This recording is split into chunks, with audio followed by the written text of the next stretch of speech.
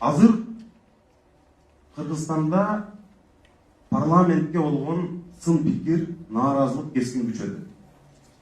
Керек болсо ар кандай аттар да коюлуп атат.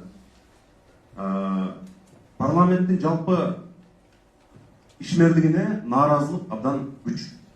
Элдин каалоосу, элдин күткөнү менен парламенттин ишмердиги мындай айкалышпай калып атат деген сында аябай күчөп атат. Ошондуктан биз парламенттин жалпы курамын кандайдыр бир өзгөртүү жолун издешибиз керек деп ойлойм. Бул электрондук добуш берүү аркылуу биз жанагы преференциалдык шайлоо системасын ишке ашыруу оюбуз бар. Түпкү маңызы шайлоочу партияга добуш берүү аркылуу ал партиянын ичиндеги адамдарга дагы тандаганга мүмкүнчүлүк беришибиз керек деген жалпы биздин ойдун максаты ушундай. Партияга добуш берет, анын ичинен өзүнө жаккан талапкерлерине дагы добуш бериш керек деген ойдобуз.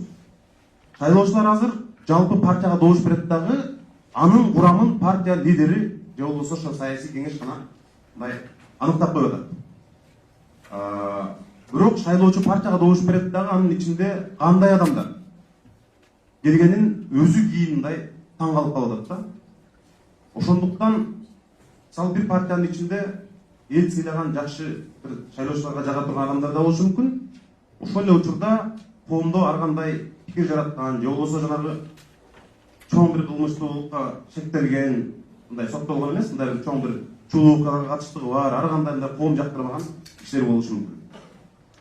Ошол эле убакта буга чейин дагы парламентте депутат болуп, бирок өзүн шайлоочулар менен иштебей, же болбосо кандайдыр бир демилге көтөрбөгөн, элдик маселелерди көтөрбөгөн адамдар болуп калышы мүмкүн. Андайларды парламенттик шайлоодон жыгуунун бир жападан жалгыз жолу деп ойлойбуз. Эл менен ошол депутатты иштегенге мажбур кыла турган бирден бир жол биз ушундан көрүп атабыз. Ар кандай суроолор болушу мүмкүн.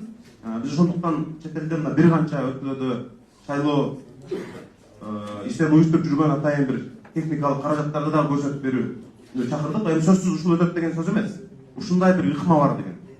Ошондуктан эгерде ушулга байланыштуу бир ойлор болсо, биз мындай силер менен акылдашып, сүйлөшүп, жаңы ойлорду